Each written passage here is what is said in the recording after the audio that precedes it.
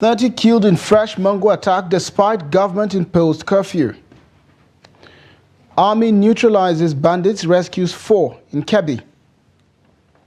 Public Complaints Commission officials lock up commissioner over welfare. And on the foreign scene, dozens die in fire in China's southeastern Jiangxi province. Hello there and welcome to the news update on Trust TV. I'm Sagir Ibrahim. Thanks for joining.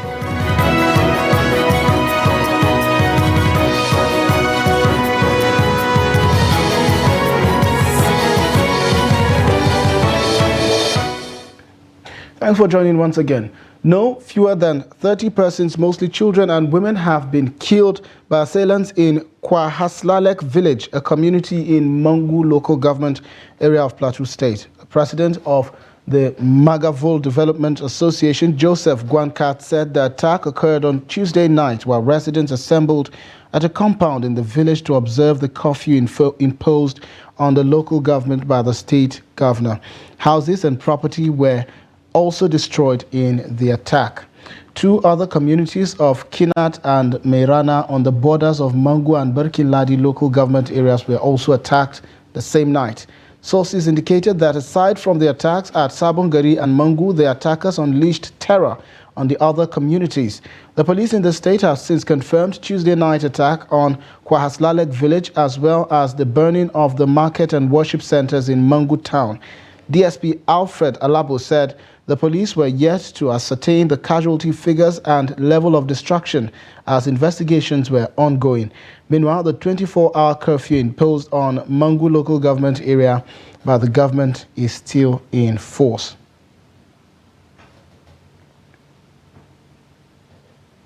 We now have joining us live via telephone to give updates on the situation, Ado Musa from Plateau State. Ado, thank you very much for joining the news. You've been observing the situation from last night till now. What new updates do we have so far on the issue?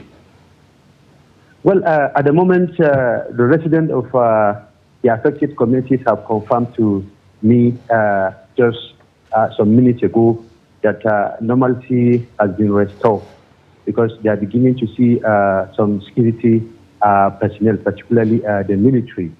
But despite of that, there are people who are still filling their houses, especially women with their kids for the fear of the unknown. So this is what we have at the moment. Normalcy has gradually returned to, or rather is gradually returning to the affected communities, particularly the Nongu headquarters. Ado, interestingly, normalcy being restored is quite a relative term, especially because this statement has been made several times by the government and its security agencies, upon these attacks happening. We saw what happened during Christmas. We saw what happened a few weeks ago and now last night and today. What would you say is the general feel around these areas? Would you say the people are comfortable, or would you say there's a feeling of, security among the people, especially if you consider the fact that the governor had imposed this curfew as a preventive measure towards ensuring that there's no more a breakdown of law and order and also attacks of such magnitudes? Honestly, people are not confident with the security of these areas that you have just mentioned. The people of Barigiladi, for example, particularly the affected communities, the same thing with the people of Bokos area, and at the same time, the people of Mangu now. So the people of these communities that you have just mentioned are not confident with the security situation at the moment, especially with the report of what happened between yesterday and today. So a lot of people have been complaining. Just like yesterday, when we talked to the spokesperson of the security agencies, particularly the Operation Safe Haven and the police, they kept assuring us that they have made a lot of deployment to Mangu, but only for us to hear this morning that a lot of things have happened, a lot of people were killed, and houses were also burned down. So this will tell you the level of feeling that these people have, particularly with regard to the security situation. These people are not confident at all. The fact that, yes, they confirm to us now that, yes, normalcy is gradually returning. But don't forget that even though we are not praying for that, but it is possible that a moment later you hear a different story. Just like what they told us yesterday in the night, that yes, normalcy had returned then. But this morning, they also say that yes, the crisis has started again. So honestly, people are not confident with the security situation in these affected communities. Okay, with this in mind now, Ado, Mangu, Bokos, Berkin-Ladi have been in the news over the course of the last few weeks, and unfortunately not for the right reasons, because most of the times that they've been featured, it's been from one casualty to another. However, Ado, would you say that this happenings has triggered linear movement within this area, such that people are now leaving these communities, this local government, because of the fear of attack to other local government, just for a sense of security? Yes, we have started experiencing this since from the Christmas Eve attacks, where we saw a lot of people fleeing their houses, particularly from Bokos and Bariki-Ladi to other local governments like Jos North and Jos South. And some also moved to other local governments. So the same thing with what is happening now in Mangu. The fact that the situation has not been conducive for people to move because of the imposition of the 24-hour curfew. But we've learned that people are still fleeing from one community to another just to have a cover. All right, thank you very much, Ado, for that update. We'll touch base with you subsequently to get more updates as the situation develops. However, for now, please stay safe. Thank you very much. Thank you very much, Ado. That was Ado Musa, Trust TV reporter in Jos Plateau State, giving us update on the developments around Berkin-Ladi and other areas that were attacked earlier on Tuesday. Moving on, now, Matazu local government of Katsina State have alleged that vigilantes are dispossessing them of their animals, urging Katsina State government to initiate their relocation to another part of Nigeria. The Fulani herders, who allege that vigilantes constantly attack their communities on mere suspicion, an allegation which the chairman of Matazu local government dismissed. Abdullahi Yamadi tells us more. These Fulani herdsmen accused the vigilante group of Matazu local government of dispossessing them of their animals and handed over them to some military officers in Matazu, and many of their animals could not be retrieved from them. The herdsmen said when they contacted the military personnel deployed to Matazu local government, they were told to check for their animals in Katsina, as they have been handed over to the higher authority. On reaching Katsina, they were made to pay about 600,000 naira to take back the few animals they could find. We are in a very critical condition. Now, if any Fulani herdsman wants to relocate to another place with his animals, securities and vigilantes would not allow him. They would say he's a bandit. If you stay, they confiscate and kill you. Look, we sneaked out of our area to be here in Katsina, and we were harassed and intimidated along the road, even when we were accompanied by our ward head. We really don't know what to do and where to go. We have been dispossessed of our entire means of livelihood. We are not spared by bandits. The constituted authorities are labeling us as collaborators to bandits. And all we are saying, let there be justice. Investigate us. If we are guilty, then prosecute us accordingly. But don't treat us as enemies.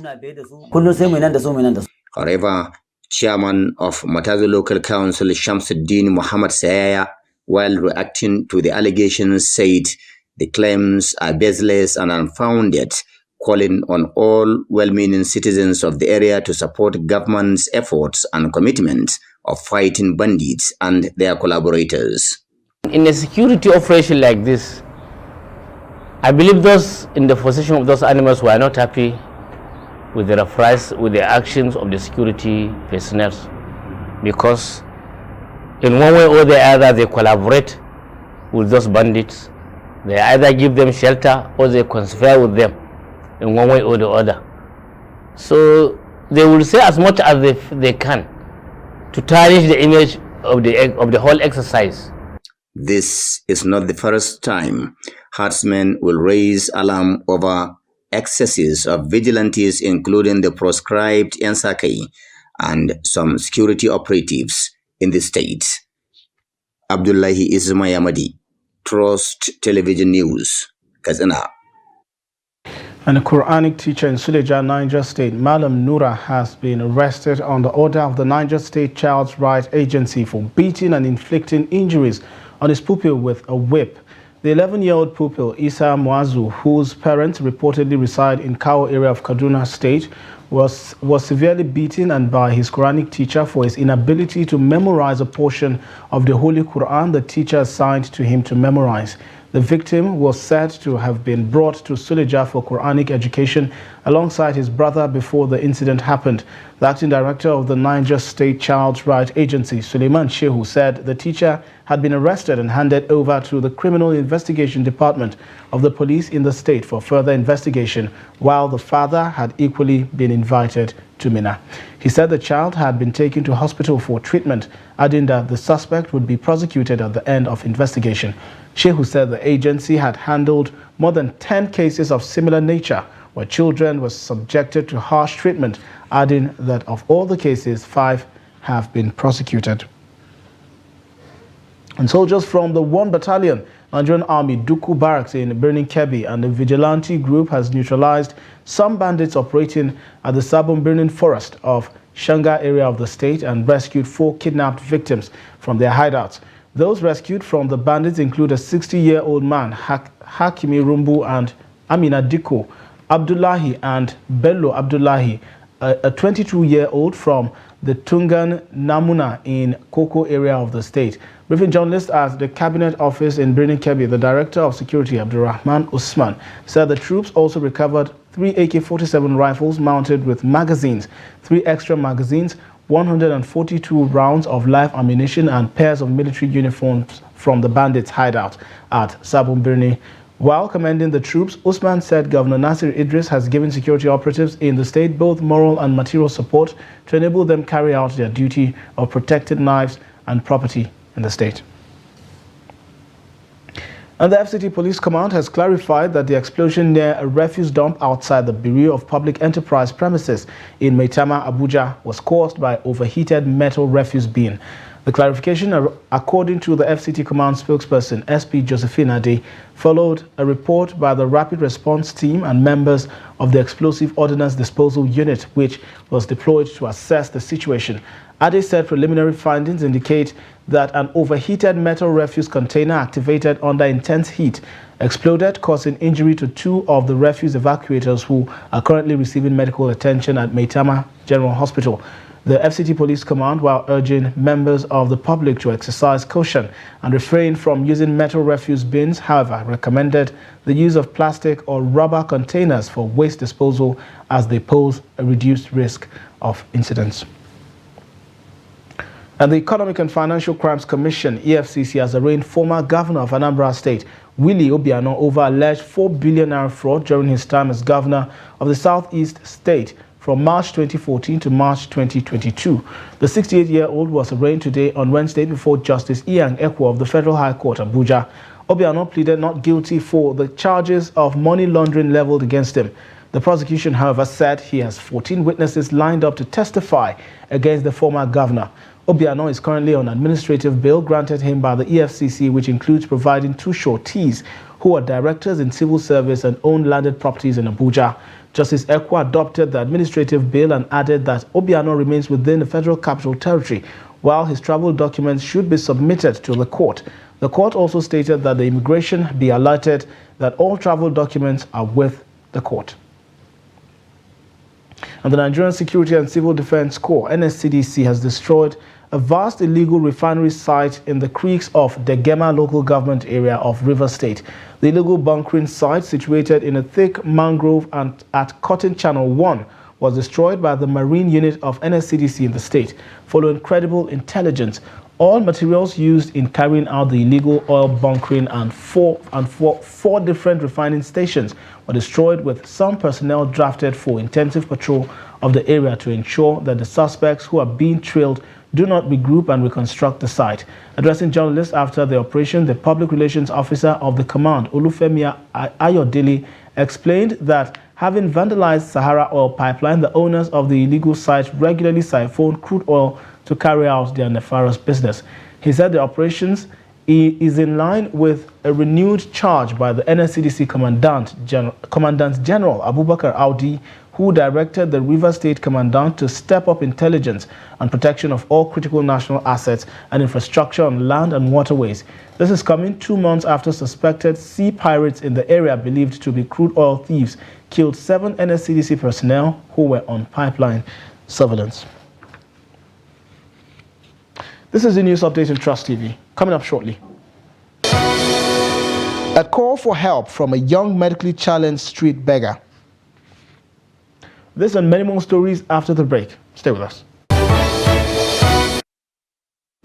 Thanks for staying with us on the news update. Here's a recap of our major stories. 30 killed in fresh Mango attack despite government-imposed curfew. Army neutralizes bandits, rescued 4 in Kebbi. To other stories now, staff of the Public Complaints Commission on Wednesday locked the Chief Commissioner, Abimbola Ayo Yusuf, in the office during a protest over the non-payment of the consolidated legislative salary approved by the National Assembly. The action of the PCC workers in Abuja was premised on their protest to express their grievances. In 2021, the Senate upgraded the salary scale of staff of the Public Complaints Commission from Consolidated Public Service Salary Structure, CONPAS, to Consolidated Legislative Salary Structure, CONLES. Following the failure of the payment, the Parliamentary Staff Association of Nigeria, PCC chapter, in June 2023 directed all staff of the Commission nationwide to embark on an indefinite strike. During Wednesday's protest, the aggrieved workers refused to open the gate for policemen who were supposedly invited by the PCC management.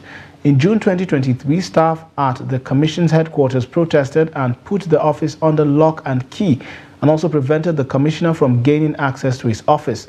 Reacting to the protest launched last year, the chairman of PASAN, PCC chapter, Margaret Ibeku, disclosed that they had not been paid CONLES since it was implemented. The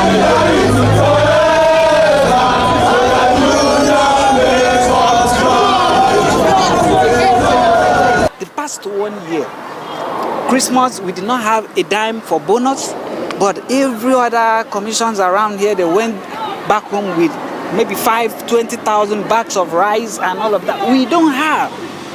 So we had always been longing for a time that our budget would step up.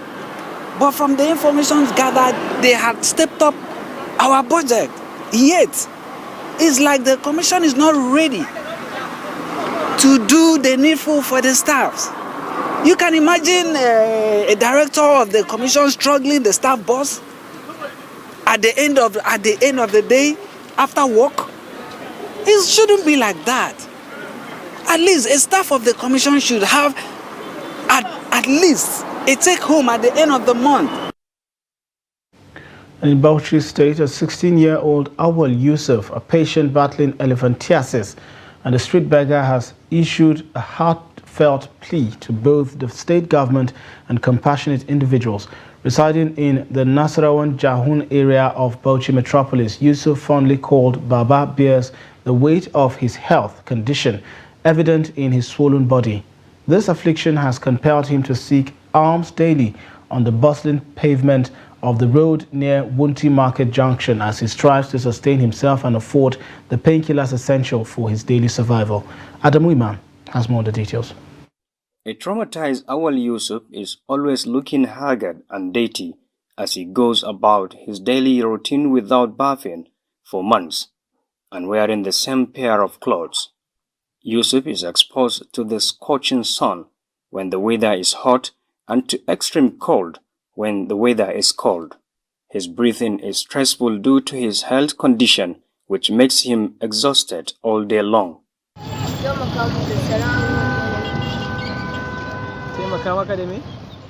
I seek for help, please. With this my condition, the situation is unbearable. Even to start doing something in my condition that had turned me to a beggar here at Wunti Junction. I could remember somebody helped me before, took me to a hospital, and I was diagnosed and given some drugs, but it finished, and the man did not come back. I can't take myself back to hospital.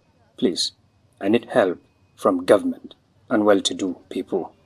His deteriorating health has gone from bad to worse because he hardly stands on his own, except with the support of spirited individuals or commercial auto rickshaw operators known as Kikina Pep that usually bring him from his home in the morning and return him in the evening. Yusuf sometimes spends almost the whole day lying on the floor, urinating and defecating on his body due to the pains associated with his health condition. Reports say he sometimes passes the night at the Wunti Junction and continue the next day without anyone coming to take him home. It would have been better if he is going back home, people should follow him to where he resides, so that people can help and take him to bath and change his dirty clothes. Yusuf told Trust TV that he lost his father when he was young, adding that his mother cannot afford the upkeep of the family, which prompted him to start begging despite his condition. Adamu Imam, Trust TV News, Bauchi. The National Emergency Management Agency says it repatriated 975 stranded Nigerians from Niger Republic in 2023. The NEMA coordinator, Kano Territorial Office, Nuruddin Abdullahi, disclosed this in an interview on Wednesday in Kano. Abdullahi said the returnees were brought back under the care of the International Organization for Migration from Niamey, Nigeria's capital, through a voluntary repatriation program. He added that the returnees comprised 561 male and 152 female adults and 262 children from Enugu, Kaduna, Kano, Borno, Yobe, Sokoto, among other states. The coordinator said the returnees were trained on various skills and provided seed capital to be self-reliant. He advised Nigerian youth to avoid endangering their lives by engaging in irregular migration in search of greener pastures in other countries. According to him, there is a need for massive campaign to sensitize the populace on the dangers of seeking greener pastures in other countries through irregular means. And away from Nigeria, at least 39 people have been killed in a fire in China's southeastern province of Jiangxi, according to government officials. The blaze broke out on Wednesday in the basement of shops in the city of Xinyu. State broadcaster CCTV said 9 people were injured and were taken to a hospital, while many others remained trapped. CCTV video showed several fire trucks and other emergency response vehicles arriving on the scene as firefighters worked to extinguish the flames. More than 100 firefighters, police and local government officials were deployed. The local government said a search and rescue operation was underway, adding that the cause of the fire was under investigation.